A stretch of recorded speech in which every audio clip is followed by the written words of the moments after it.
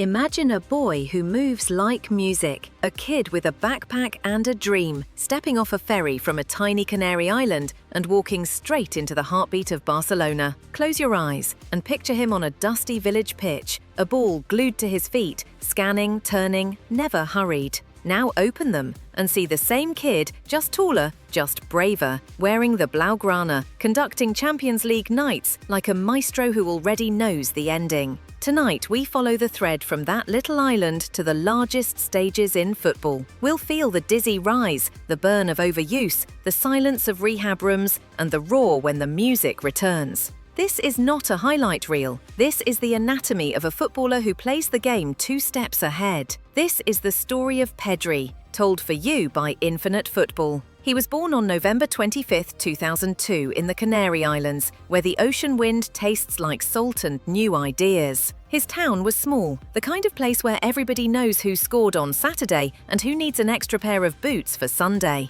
His parents ran a bar. His grandfather led a local supporters club that worshipped the myth of Barcelona football. Shirts on the walls, old match tickets taped to the mirror, the television always tuned to the Camp Nou. Before the boy could tie his laces, he already belonged to a story bigger than his street. In that world, football is language, so he learned to speak early. He played everywhere, on concrete, on ragged grass, in narrow alleys that doubled as dribbling drills. At first, he lined up as a centre-back, the little defender who timed everything perfectly, who stepped in, took the ball, and slipped away with a turn that sent the forward chasing shadows. Coaches noticed the quiet kid who didn't force anything, a boy who never looked rushed. He was thin, sure, but the ball travelled quicker when he touched it. He kept climbing, from his hometown side to a stronger academy on the island, from late buses home to lengthening nights with a ball and a wall. He watched footage of Andrés Iniesta and other Spanish maestros, not copying them, studying them,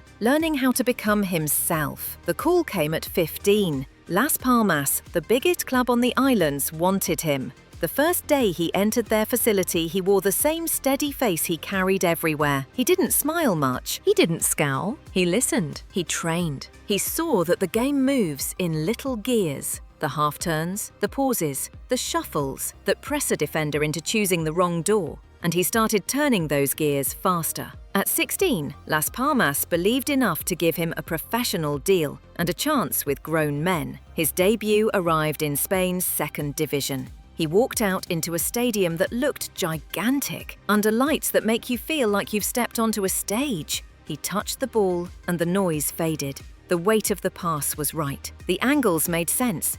Weeks later, he scored for the first time, and an entire island shouted the name they already knew, Pedri. Not with the hype reserved for social media prospects, but with the soft pride of a community that recognized the careful lines of an artist. Big clubs took note, the ones who scout not only for speed, but for mind. Barcelona moved first. They secured the teenager with the slow heartbeat and the fast brain. He was set to arrive when the timing felt off. The club was wobbling, the finances cracked, the Messi era stretching and thinning like a final note sustained a beat too long. The Camp Nou still towered over everything, but the mystique had dimmed. Barcelona needed more than a signing. They needed someone who could remember what the music sounded like. The kid from the islands came in with that music still humming inside him. The first training sessions were simple at a distance and brutal up close. This is where dreams break or bloom.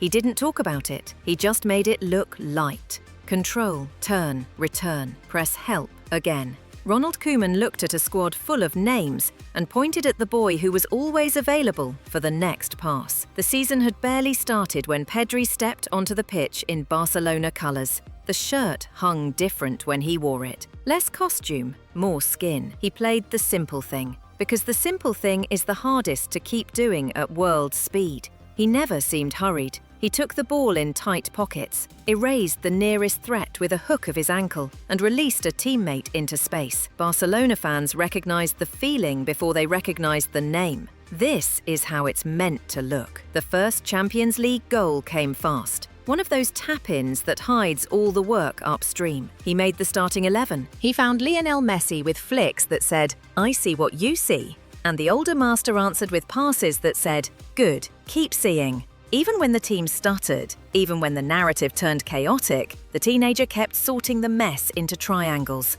By the spring of that first full season, he had played almost everything there was to play. He started in a Copa del Rey final and helped Barcelona cut open a rugged athletic club side. When the final whistle blew, he lifted the trophy with eyes still steady, like he was trying not to wake from a dream. The awards arrived soon after, the ones that say you were the best young thing in Europe. He took them home. He put them on a shelf. And the next morning he went to training. There is a cost to being trusted too much too soon. The summer calendar turned into a conveyor belt. Spain wanted him for the senior team at the Euros. He went. He didn't dominate with highlights. He dominated with correctness. He slid around pressure. He completed nearly everything. He made a mistake, an own goal from distance, that would have haunted a different kind of player. He shrugged, kept turning, and led Spain to the semi-finals with a performance so clean it looked like animation. Then came the Olympics. He flew across the world and played again. Silver medal, 70-plus matches on a teenager's legs. When he finally sat still, the room spun. The body does not care about your dreams. It doesn't negotiate with your will. It whispers first, then it yells. The first injury came early in the following season, a muscle strain that felt minor until it wasn't. He recovered, he hurried back, it went again. The pattern repeated. He was ready, then he wasn't. He scored a few important goals, the kind that wake a stadium, one with double feints and an ice-cold finish that froze defenders where they stood, but soon tore a hamstring and watched the rest of the season drift away from a chair. He heard the whispers, made of glass. He heard people talk like they'd never needed time, like they'd never been young and overworked. He didn't clap back. He built a plan. Summer became a calendar of patience, gym work that rebuilt a foundation, conversations with specialists, changes to diet and sleep. He studied how to distribute effort across a season. He accepted that no is sometimes the bravest answer when your muscles are asking for one more day. He returned smarter. The touches looked the same, but his sprint choices were wiser. In January, he reached a landmark, 100 games in Barcelona colours. He scored to mark it, a little goal with weight behind it. By spring, Barcelona were champions of Spain again. He stood in the parade with the veterans who had watched him grow. He was not back at square one. He had added a layer of steel. The game never stops testing you. The next season, the injuries nibbled at him again. A thigh strain, a setback. He tried to steady a Barcelona side that sometimes forgot its own rhythm. Europe punished their mistakes. Then came the national team summer and a collision that bent his knee the wrong way. A sprain, not a tear, but enough to turn him into a spectator while his teammates lifted a trophy. He clapped with them, then limped away. The camera chasing the story it loves. Promise interrupted. What happens next is the piece outsiders never really see. The new manager, Hansi Flick, arrived with a plan made for the player and the person. Not a miracle, not a slogan, a plan. Tailored workloads, smarter substitutions, lines of communication that didn't wait until something snapped. A regimen that made a simple promise. We're not chasing the old you, we're building the next you. And with that approach, the old music returned, fuller. Watch him now and you notice details. He checks both shoulders before the ball reaches him. He accepts on the half-turn when the defender's hips show the wrong way. He hides the ball under his foot for a beat, then shifts it to the other side like a card trick, and the space appears. His first thought is not, how do I beat you? It's, how do I make us better right now? That is what an orchestra conductor does. He finds the tempo that fits the moment and makes everyone else sound good. Defending, you used to worry about him there because he looked fragile. A sliver of a kid surrounded by iron, not anymore. He anticipates passing lanes. He presses in a unit. He digs his studs into the duel when it matters. He doesn't fling himself around. He removes the ball and moves the team up 10 meters. He has learned the difference between being busy and being effective. Creative numbers are funny. If a teammate slices the finish wide after you deliver a perfect pass, statistics forget your genius. But dressing room eyes don't forget. Coaches don't forget. Opponents don't forget. The passes that split a block, the angles that carry possession from danger into promise. That's influence. He has it in every third of the pitch. There is a moment in almost every match when the camera lingers on him after a good touch. Chin slightly up, shoulders loose, eyes bright but calm. You can see the joy through the economy. When a stadium makes noise, he lowers the volume in his head and chooses the pass that empties your lungs with a sigh of relief. When a game drifts, he quickens everything with a zip pass into a forward's feet or an underlapping run that resets the geometry. Off the field, nothing shiny clings to him. He dresses simple. He eats at home when he can. He carries the kind of humility that doesn't scream, "I'm humble." It just lets other people talk first and makes the boot room feel like a place where you can breathe. That matters at a club that amplifies noise into pressure. He's the player who speaks loudest by playing well. And yes, Barcelona offered him a long-term path because they know what they have. A cornerstone who will not demand the spotlight because the spotlight finds him naturally when the ball is near. A cornerstone who lifts the ceiling not with power, but with choices. The next Barcelona is being built with players who carry that idea of football like a passport. He is one of the first whose photo appears when you open it. Think about where this story began. An island, a bar with a television, a wall full of old posters and faded scarves. A shy kid picking up patterns and tucking them into his pockets. Now remember where it's heading. Nights under big lights, stadiums full, knockout rounds where one decision separates legend from lesson. He knows the risk. He's paid the cost. He walks toward those nights anyway, still a step ahead. What makes a great midfielder? Not tricks, though he has them. Not speed, though he's learned where to find it. It's the ability to turn chaos into a path. To see not just the pass, but the consequence of the pass. And the consequence after that. To move opponents without touching them. To manage a match like a long paragraph with commas where other people would put exclamation marks.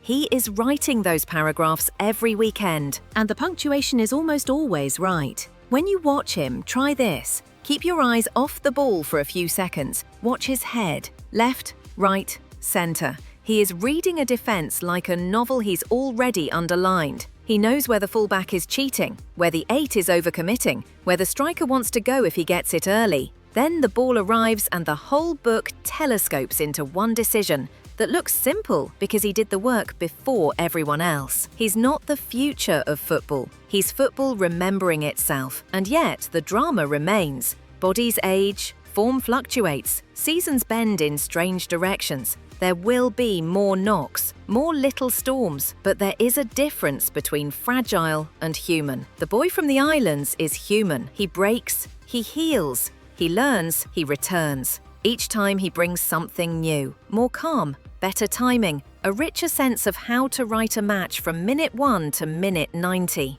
Opponents will plan for him, will clip his ankles, will put a marker on his back and test his patience. Good, that's part of the curriculum. He will respond in the most devastating way possible. He will keep choosing right. He will keep turning away from trouble and passing his team into the zones where the pitch tilts downhill. He will keep solving. When he wears the captain's band, even for a stretch, you see how leadership fits him. Light and strong. He doesn't perform authority. He earns it with clarity and habit. Younger players gravitate toward him because he turns instruction into example. Veterans respect him because he never checks out. The manager trusts him because the team heartbeat sounds steadier when his boot meets the ball. Picture the final minutes of a tight match. The crowd is vibrating. The opposition is pressing like a wave chasing a shore. He drifts into that pocket between their midfield and their defense, opens his hips and creates the pass that collapses the wave. The stadium inhales. Your chest loosens. You remember why you love this game. From island wind to Catalan thunder, from skinny kid to centerpiece, from silence to symphony. This is the arc, and it's not finished. The next chapter is being written in real time, a fitter, wiser, more complete version of the player who first made you whisper, "He plays like he was born to this." That whisper has become a statement. Plays like he was born to this. That whisper has become a statement. You know what to watch for now. The looks over the shoulder, The cut across the first marker, the disguised pass that invites a goal, the rest-defend shape he returns to when the move dies, the way he claps for a teammate's effort and resets the block, the way he slows the game when panic invites mistakes, then accelerates it when panic belongs to the other side. This is Pedri, and this has been Infinite Football. If you felt the story, if you want more deep dives into the minds and movements that make this sport sing, hit subscribe on Infinite Football and stay with us for the next one. And if you love the raw drama around the beautiful game, the headlines that make you gasp and the twists you never saw coming, make sure you also subscribe to our sister channel, Scandal News. Your support lets us keep telling the stories that deserve to be told. Thank you for listening. Keep your eyes on the midfield. That's where football learns to breathe.